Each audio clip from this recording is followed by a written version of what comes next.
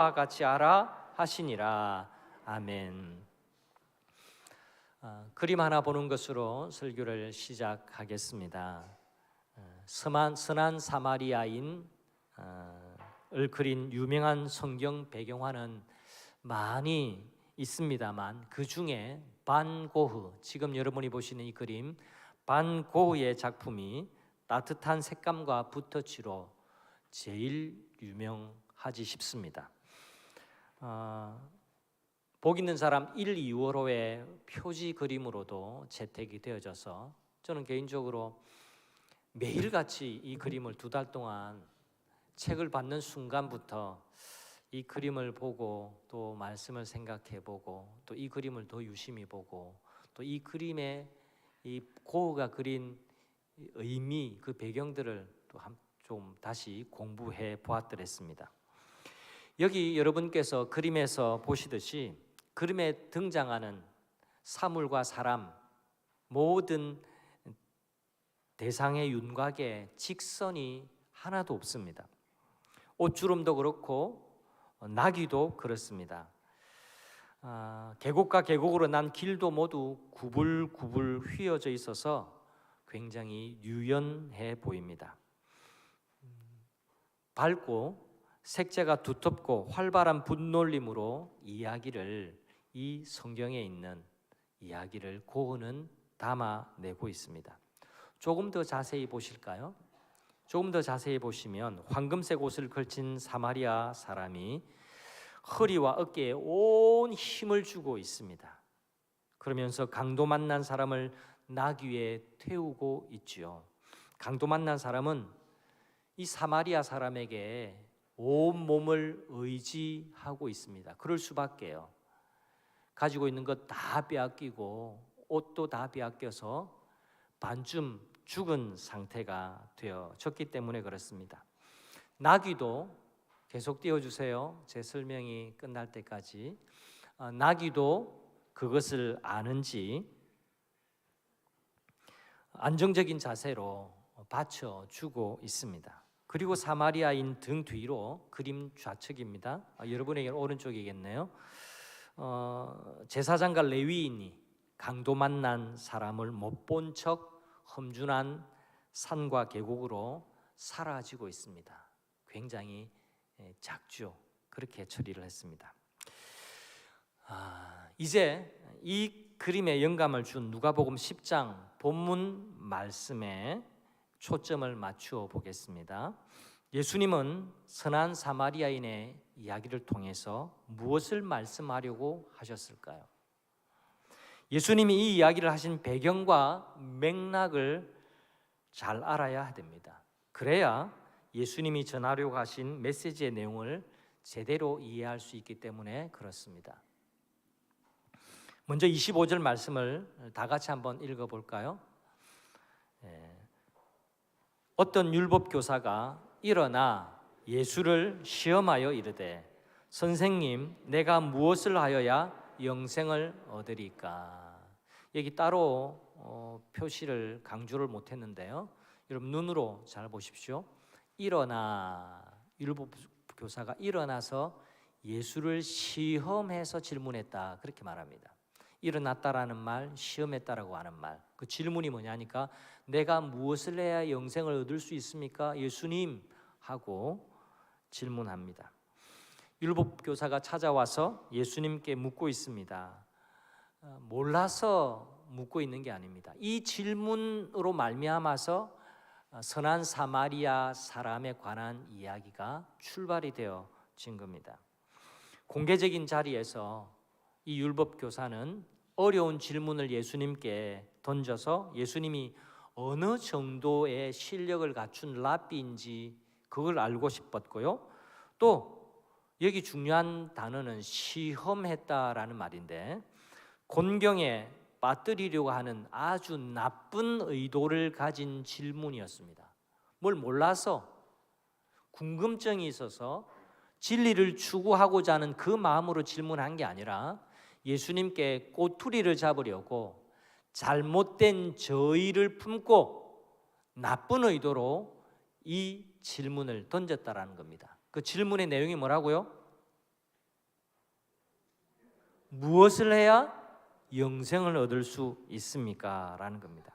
예수님은 율법 교사가 던진 이 질문에 질문으로 대답을 하시죠. 여러분, 오늘은 앞부분에 주거니 받고자 하는 대화가 굉장히 중요합니다. 성경을 잘 보십시오. 26절을 보면 예수님 대답하시죠. 율법에는 무엇이라 기록되었고 너는 어떻게 그 율법을 읽고 있느냐라고 예수님께서 되질문을 하십니다. 그러자 율법 교사가 대답을 하죠. 너무너무 유명한 대답입니다. 자, 27절 보세요. 대답하여 이르되 내 마음을 다하여 목숨을 다하며 힘을 다하며 뜻을 다하며 주 너의 하나님을 사랑하고 또 내 이웃을 내 자신같이 사랑하라 하였나이다.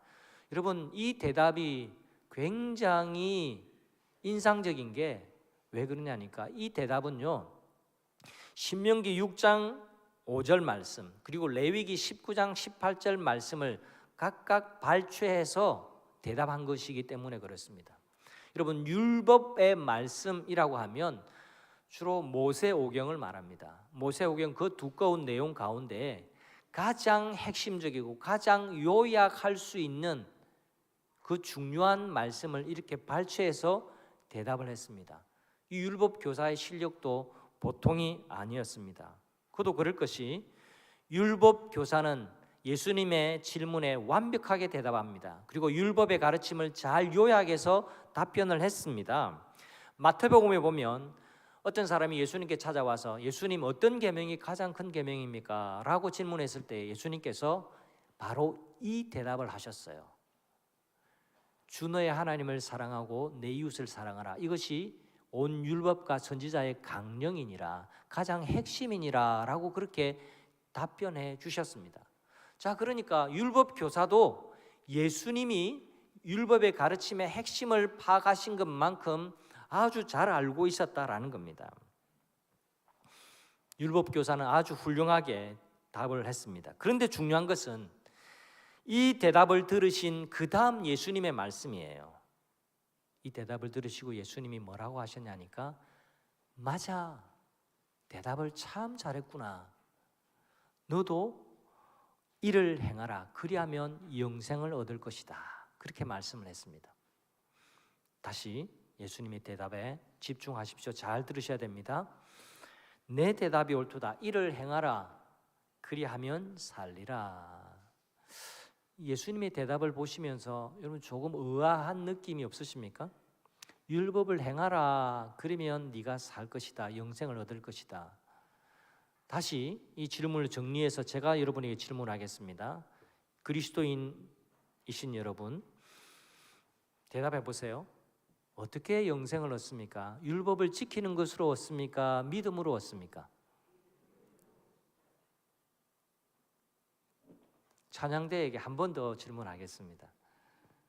여러분은 율법을 지켜서 영생을 얻습니까? 아니면 예수님을 믿어서 영생을 얻습니까? 네, 예수님을 믿어서. 근데 예수님이 이 율법사에게 맞다, 대답을 잘했구나. 너도 이와 같이 율법에 적힌 대로 해라. 율법을 행하라. 그리하면 네가 살겠다, 영생을 얻을 것이다. 이렇게 말씀을 하고 계세요. 그러면 방금 여러분 대답하신 거하고 예수님이 대답하신 거하고 맞아요, 틀려요? 틀렸다라고 말하기 좀 어색합니까? 아니, 대답해 보세요. 있는 그대로 맞아요, 틀려요? 틀려요. 그러면 예수님이 뭘 모르시는 걸까요? 아니에요. 이렇게 말씀하실 때는 예수님의 의도가 있다라는 겁니다. 예수님이 여러분만큼 몰라서 예수님이 율법으로 구원 얻는다라고 생각해서 이렇게 말씀하신 게 아니라 이 말씀 속에 예수님의 의도가 있다라는 겁니다. 예수님의 의도는 분명합니다. 율법 교사에게 율법이라는 거울을 있는 그대로 비춰주어서 자신의 모습이 어떤 건지 볼 수 있게 하신 겁니다. 자, 제가 율법을 거울이라고 말했습니다. 이건 제 이야기가 아니라 성경이 그렇게 거울이라고 말하기 때문에 그래요. 자, 이게 거울이라고 한번 생각해 보십시오. 여러분, 거울 쳐다보면 누가 나타납니까? 내가 나와요. 그게 거울의 기능이에요. 내 얼굴에 뭐가 묻었는지, 오늘 헤어스타일이 바로 되어졌는지, 화장은 잘 되어졌는지, 이것 보는 거예요. 율법이 바로 그런 겁니다. 내가 얼마나 이 율법을 지키지 못하는 인간인지 율법이 그걸 보여주는 거예요. 내가 얼마나 이 율법을 지키기에 연약한지, 율법을 다 준수하고 살 수 없는 자라는 것을 율법 그 거울 자체가 우리에게 가르쳐 주는 겁니다. 여러분, 율법의 말씀을 다 지키는 사람이 있나요? 온전히 지키는 사람이 있나요? 그러면 예수님이 이 땅에 오실 필요가 없습니다. 예수님께서 이 땅에 오신 것은 우리가 율법을 다 지켜서 구원을 얻을 수 없기 때문에 그 율법을 완성시키시려고 오셨어요. 그러면 율법의 의의는 뭡니까? 의미는 뭡니까? 그렇죠? 그래서 더럽고 추악한 자신의 죄를 보고 하나님을 의지하게 하는 것, 그게 율법의 기능인 겁니다. 예수님 말씀에 율법 교사의 대답이 이렇게 나와 있습니다. 그러면 맞다, 네가 율법의 가르침대로 행하라, 그래야만 영생을 얻을 것이다. 이 말씀에 율법 교사는 정직하게, 예수님, 그런데 말입니다, 제가 율법은 많이 공부했지만 제가 율법 앞에 설 때마다 제가 온전히 율법을 지키지 못하는 사람인 걸 제가 알았습니다. 저는 도무지 이 율법을 온전하게 완벽하게 지킬 수 없습니다. 제가 어떻게 해야 할까요?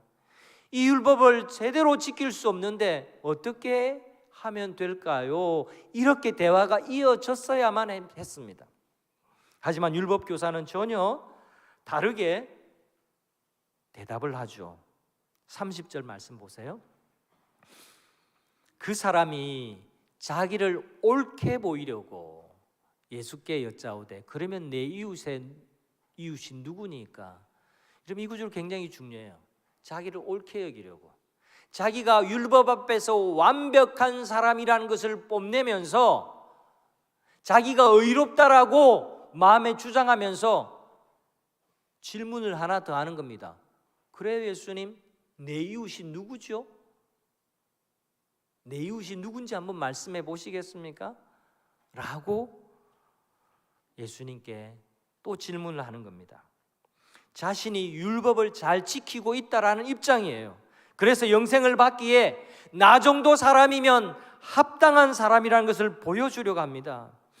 율법 교사는 율법에서 강조하는 하나님 사랑, 이것 자신에게는 문제가 없다라고 생각하고 있는 겁니다. 이웃 사랑, 이 또한 역시 문제가 없다라고 말하고 있어요.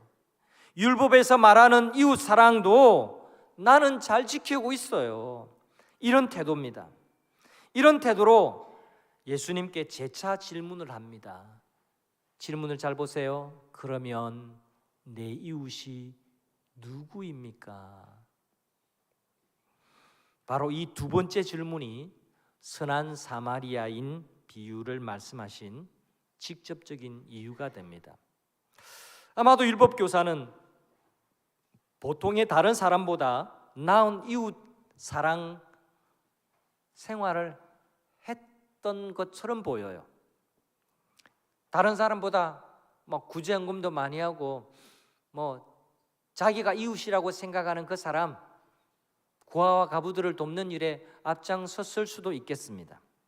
그런데 말입니다, 여기에 머물러서서 우리가 생각해 봐야 될 게 있습니다. 여기서 당시 유대인들이 생각했던 이웃의 개념을 알 필요가 있습니다.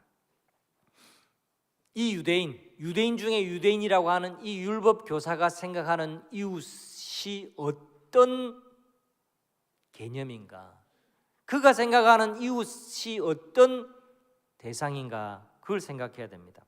그들은 이웃이 될 수 있는 사람, 그리고 이웃이 될 수 없는 사람을 이렇게 나누었습니다. 그리고 울타리를 쳤습니다. 누가 울타리 안에 있는 이웃이라는 범주 안에 드는 사람이었을까요? 기본적으로 같은 유대인입니다. 같이 멋진 옷 입고 있는 찬양대원들, 이게 비유하자면 이게 그들이 생각하는 이웃의 울타리 안에 있는 사람이었습니다. 그리고 혈통적으로 유대인이 아닐지라도 유대교를 믿어서 유대교인이 된 사람들, 그 사람들이 이 울타리 안에 들어있는 이웃이라고 생각했습니다. 그런데 울타리 바깥에 있는 결코 이웃이라고 말할 수 없는 범주의 사람들이 있었는데, 그건 이방인 그리고 사마리아 사람 같은 이런 대상들이었습니다. 그리고 같은 유대인이라도 세리와 죄인, 이런 사람들은 결코 자기들의 이웃이 될 수 없다라고 선을 그어놓고 울타리를 쳐놓았습니다. 율법교사는 율법에 말하는 이웃을 그렇게 읽었습니다. 율법에 뭐라고 기록되어 있으며 너는 어떻게 읽느냐, 이 질문이 굉장히 중요해요. 율법교사는 율법을 그렇게 읽었어요. 그런데 예수님께서 그렇게 읽으면 안 된다라고 말씀하시는 겁니다. 선한 사마리아인 이야기에서 제사장과 레위인은요, 강도 만난 사람을 이렇게 멀리 피해서 떠나갔습니다. 강도 만난 사람이 거의 죽은 것을 보고, 자기들은 율법에 충실한 사람이니까 시체를 만져서는 안 되거든요. 부정한 사람이 되기 싫었거든요. 부정한 사람이 시체를 만지면 부정한 사람이 된다라고 하는 그 율법을 생각하고는 그냥 지나쳤습니다. 강도 만난 사람을 이웃의 범주에 넣지 않을 수 있는 수많은 이유들을 마음속으로 갖다 붙여 놓았습니다. 아마 저 사람 이방인일지 몰라. 이방인이니까 여기 지나가다가 강도를 만났겠지. 저 사람 사마리아인일지도 몰라. 아마 죄인일지 몰라. 세리일지도 몰라. 그런 마음의 표식을 갖다 붙여놓고 울타리 바깥으로 내몰아낸 것이죠. 그래서 의도적으로 맞은편으로 발길을 돌렸습니다. 그 죽어가는 사람의 모습을 보고도 말입니다. 여러분, 오늘 본문에 보면 그를, 강도 만난 사람입니다. 그를 보고 피하여 지나갔다. 그를 보고 피하여 지나갔다가 31절에도 나오고요, 제사장이 그랬습니다. 32절에 레위인도 그를 보고 지나갔다라고 두 번이나 강조하고 있습니다. 그들은 누구보다도 율법에 충실한 사람이었는데 못 본 채 하고 피하여 갈 길을 갔습니다. 그런데 말입니다, 율법 교사에게는 그 다음 이야기 전개가 정말 충격적이었습니다. 자, 레위인이 등장했습니다. 이야기에서 제사장이 등장했습니다. 그리고 레위인이 등장했습니다. 그 다음 등장할 사람을 마음으로 짐작해 보건대 유대인이 등장했어야 자연스러울 텐데, 예수님이 느닷없이 제사장 피하여 지나가고 레위인 피하여 지나갔는데, 대조적으로 여기는 선한이 없습니다. 사마리아 사람, 어떤 사마리아 사람이 그 사람을 보고 피하여 지나갔다가 아니라 33절에 그 사람을 보고 그를 불쌍히 여겨 가까이 갔다, 그렇게 되어 있습니다. 여러분, 굉장히 대조적인 이야기 전개고 표현입니다.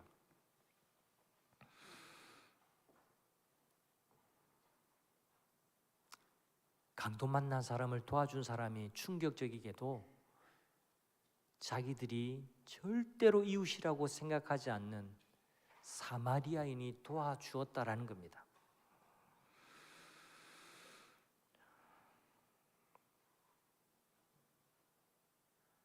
사마리아인을 유대인들은 인정하지 않았습니다. 서로 경멸했고 원수처럼 여기면서 지냈습니다. 유대인의 기준에 사마리아 사람은요, 이웃이라는 울타리 너머에 있는 사람이었습니다. 이웃으로 생각조차 할 수 없는 사람이었습니다. 이런 사마리아인이 예루살렘에서 여리고로 내려가는 길 가까웠다라는 겁니다. 거기는 사마리아 땅이 아닙니다.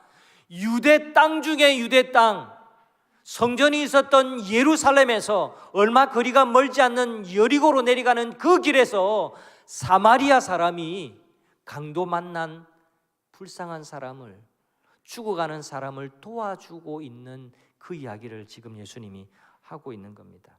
어떻게 도와주었는지 잘 보십시오. 여러분, 철저하게 유대인 중에 유대인이었던 율법 교사에게는 이 이야기가 엄청나게 충격적이지 않을 수가 없습니다. 이제 그림과 비유 이야기를 여러분 같이 생각하면서 말씀을 들어보십시오. 이 비유에서 사마리아 사람은 제사장과 레위인과는 완전히 달랐습니다. 사마리아인은 그를 보고 불쌍히 여겼습니다. 여기 불쌍히 여겼다라는 말이 우리 몇 주 전에 하나밖에 없는 아들을 잃었던 과부 한 여인을 보시고 주님이 불쌍히 여겨주셨다라고 할 때 그 마음입니다. 이 강도 만난 자를 보고 불쌍히 여겼습니다. 그리고 반쯤 죽은 사람에게 가까이 다가갔습니다. 멀리 돌아가는 그들과는 다르게 가까이 다가갔습니다. 그리고 피 묻은 데를 닦아주고 포도주와 기름으로 닦아주고 싸매어 주었어요. 응급처치를 해주었다라는 겁니다. 보고 피해갔던 제사장들과 레위인과는 완전히 다릅니다. 모르는 사람을, 이 사람의 이름도 몰라요, 성도 몰라요. 그럼에도 불구하고 강도 만난 이 상황을 보고 그 사람을 불쌍히 여긴 나머지 이제 나귀에 태워서 주막으로 데리고 갑니다. 그리고 사람을 그냥 맡기고 자기 갈 길 간 것이 아니라 하룻밤을 같이 머물면서 간호해 줍니다. 여러분 35절이 그걸 말해주고 있어요. 이튿날이 될 때까지 그와 함께 있었다라는 겁니다. 이튿날 또 자기 갈 길은 가야 되기 때문에 계속 있을 수 없는 사정 때문에 이튿날이 되어서 주막 주인에게 이렇게 말합니다. 돈 2 데나리온을 주면서 이 사람을 잘 돌봐 주십시오. 그리고 이게 모자라면 내가 돌아오는 길에 들려서 모자란 부분을 대신 책임지겠습니다. 잘 부탁합니다 라고 그는 사람을 맡기고 길을 떠납니다.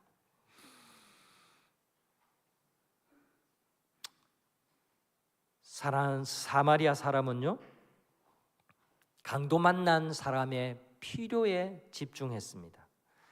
그 사람의 필요를 더 중요하게 생각했습니다. 내 이웃이 누구인지 그걸 판단하는 데 집중하는 게 아니라 이 사람이 지금 거반 죽어 있는 것을 보고 이 사람을 도와야 되겠구나, 그 사람의 필요에 집중했던 겁니다. 내 이웃이 누구인지 구분해서 내가 사랑할 만한 사람인지 가려내는데 시간을 보내지 않았습니다. 내가 다른 사람에게 도움을 준 이웃이 되어야 된다라는 것을 그는 생각했습니다. 예수님 이 이야기를 마치고 율법교사에게 질문을 하고 계시죠. 이 이야기의 결론과도 같은 질문이에요. 네가 생각하기에, 율법교사 당신이 생각하기에 이 세 사람 중에 누가 강도 만난 사람의 이웃이라고 보이는가라는 겁니다. 예수님은 질문을 바꾸셨어요. 율법교사는 내가 여기 있고 어디까지가 내 이웃입니까? 라고 묻고 있지만 예수님의 질문은 누가 이 강도 만난 사람의 이웃이라고 생각합니까? 라고 묻고 있는 겁니다. 성도 여러분, 질문이라는 게 굉장히 중요합니다. 잘못된 질문은 잘못된 답에 이를 수밖에 없습니다. 그러나 좋은 질문, 바른 질문이 바른 답에, 바른 결론에 이르게 됩니다. 예수님 이 질문 속에 율법의 진짜 가르침은 이웃을 구분하고 선 긋고 누가 내 이웃인지 따지는 게 아니라 내가 어떻게 하면 강도 만난 사람의, 내가 어떻게 하면 다른 사람에게 다가가는 이웃이 될 수 있을까를 늘 생각하며 사는 것, 그게 율법의 진짜 가르침이라고 말씀해 주시는 겁니다. 예수님은 율법을 잘 지켜서 영생에 이르려고 한 율법사의 생각을 깨트리고 계시는 것이죠. 그가 지키고 있다라고 생각하는 율법이 그렇게 만만한 것이 아니라는 것을 지금 보여주고 있는 겁니다. 결코 사람은 율법을 다 지켜서 천국에 갈 수 없습니다. 이웃은 네가 마음속으로 쳐놓은 울타리 안에 몇몇 사람이 아니라 진짜 이웃은 모든 사람이 너의 이웃이라고 우리 주님 말씀하시는 겁니다. 사랑하는 성도 여러분, 영생에 이르는 길은 율법을 행하는 것이 아니라 예수님을 믿고 의지하는 것인 줄 믿으시기를 바랍니다. 내가 이룰 수 없는 율법을 예수님께서는 완전하게 완벽하게 완성하셨다는 것을 믿을 때에 예수님의 의가 나의 의가 되는 법입니다. 이것을 다른 말로 우리는 은혜라고 그러는 겁니다. 내가 지킬 수 없는 그 율법을 주님, 이 무능하고 불충하고 강도 만난 자처럼 아무것도 할 수 없는 나에게 예수님의 의를 덮어주시고 그 율법을 완성시켜 주신 것, 그게 하나님의 사랑이요 하나님의 놀라운 은혜라는 겁니다. 이제 오늘 본문의 말씀과 또 여러분이 보셨던 그림을 묵상하면서 얻게 된 두 가지 묵상 질문을 성도님들과 나누면서 설교의 결론을 맺으려고 합니다. 두 가지 질문을 여러분 마음속에 꼭 담아가시기를 바랍니다. 첫 번째 질문은요, 선한 사마리아인은 누굴까라는 질문이에요. 여러분 오늘 성경을 읽으면서 누가 진짜 선한 사마리아인일까? 이 질문을 던지지 않을 수가 없습니다. 그림을 뚫어져라 보시고 그리고 이 말씀 속에 진리를 명확하게 한번 관찰해 보십시오. 선한 사마리아 사람은 아무리 봐도 예수 그리스도이십니다. 선한 사마리아 사람의 행동의 동기는요, 그를 보고 불쌍히 여겨입니다. 그리고 이 마음의 동기로부터 그는 힘과 수고와 비용을 결코 아끼지 않습니다. 행동합니다. 그냥 불쌍히 여겨 쳐다보는 것에 의의를 두지 않습니다. 가까이 갑니다. 포도주와 기름을 바릅니다. 싸매어 줍니다. 나귀에 실어줍니다. 주막으로 옮겨갑니다. 그 긴긴 밤을 끙끙 앓는 그 밤에 함께 합니다. 돌봐줍니다. 그리고 더 치료할 것이 있으면 자기가 비용을 더 대겠다고 주막 주인에게 말합니다. 진정성 있게 돌보는 그의 모습 넘어 예수님의 모습을 우리는 보게 되는 거죠. 성도 여러분, 예수님은 강도 만난 자 같은 나를 살리기 위해서 당신 자신을 내어 주셨습니다. 죄로 말미암아 강도 만나 반쯤 죽은 가련한 자는 바로 우리입니다. 사망의 권세 아래 있던 우리를 찾아오신 예수님께서 바로 우리에게 자비를 베푸시고 우리의 참 이웃이 되어 주셨던 겁니다. 이게 바로 놀라운 하나님의 사랑이요 은혜입니다. 여러분을 끊임없이 사랑하시는 예수님의 큰 사랑을 기억하는 성도님들이 되시기를 주님의 이름으로 축원합니다. 이런저런 이유 때문에 좌절하고 낙심하고 있는 분이 계십니까? 그 문제가 해결되기를 바라기 전에 예수님의 사랑이 여러분 안에 가득 차게 해달라고 기도하는 여러분 되시기를 바랍니다.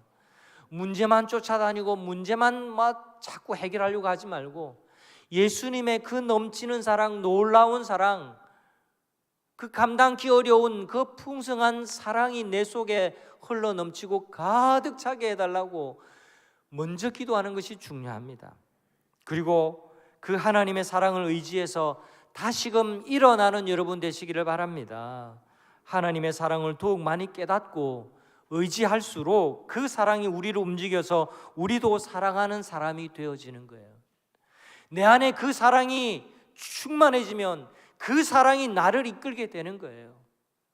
율법 내가 지켜야지, 이만큼 내가 하고 이만큼 주고 이만큼 뭐 어떻게 하고, 여러분 그렇게 쫓아 살면 우리는 넘어질 수밖에 없습니다. 내가 하나님의 놀라운 사랑을 받은 사람이구나, 이 감격과 사랑이 충만하면 그 다음 우리가 살 수 있고 그 다음 우리가 사랑을 베풀 수 있는 법이에요. 여러분, 요즘 여러분의 기도 제목이 무엇입니까?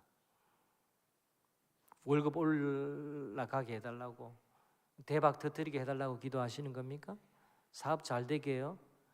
그 기도가 나쁜 것이고 안 해야 된다 이런 말씀은 아니지만 그 전에 예수님의 그 큰 사랑이 내 안에 가득해서 넘쳐나기를 날마다 기도하는 여러분 되시기를 바랍니다. 어떤 마음으로 여러분 이 예배에 오십니까? 예배 드리고 가면 하나님이 여러분을 좀 부자 되게 하고 더 건강하게 만들어 주실 것을 기대하기 때문에 오십니까? 제일 먼저 하나님 이 예배 현장에 놀라우신 당신의 사랑으로 내 심령에 가득 채워 주시옵소서. 이 사모함을 가지고 예배에 나오는 여러분 되시기를 바랍니다. 그 사랑이 내 안에 충만하면 내가 다시 이 한 주간 일어서서 다시금 힘차게 살 수 있게 되는 겁니다. 어려울 때마다 참 선한 사마리아 사람이 되신, 도움이 되시는, 사랑해서 우리를 불쌍히 여기셔서 우리에게 가까이 오시고 우리를 돌봐 주시는 참 이웃이 되신 예수 그리스도, 그분께 집중하고 그분을 사랑하면서 사는 성도님들이 되시길 바랍니다. 두 번째 질문은요, 이웃 사랑이 잘 안 될 때 어떻게 해야 하나라는 질문입니다. 이 질문이 떠오른 이유가 있습니다. 저도 살아보니까 이웃 사랑하는 게 잘 안 돼요. 참 쉽지만은 않습니다. 신학교 졸업하고 목사가 되면 이웃 사랑이 저절로 되어지고 막 예수님처럼 갑자기 되어지고 그렇지 않습니다. 여러분의 고민이 바로 저의 고민입니다. 정직하게 말하자면 우리 모두 죽었다 깨어나도 이웃 사랑 잘 하기 힘든 사람들이에요. 말씀드린 대로 저 자신을 봐도 그렇습니다. 이기적이고 자기 중심적인 면이 참 많아서 사랑을 실천하는 것이 너무너무 부족할 때가 많다라는 것을 절감하면서 살고 있습니다.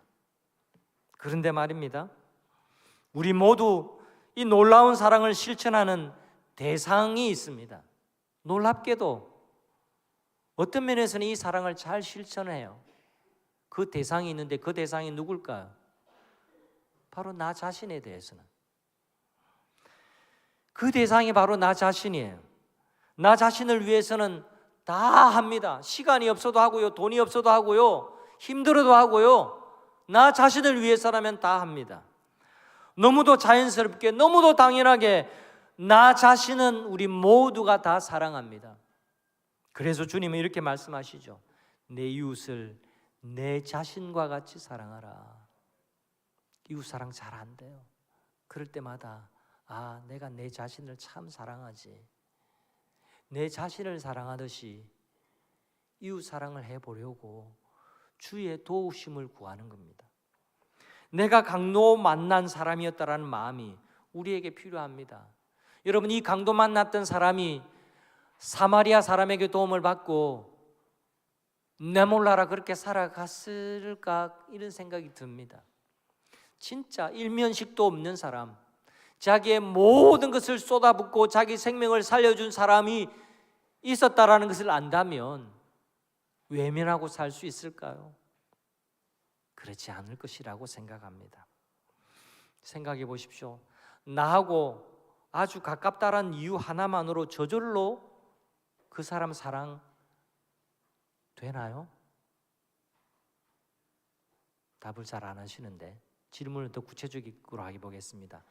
여기 계신 아내 여러분, 남편 여러분, 남편이라는 이유 하나만으로 남편이 사랑해 집니까?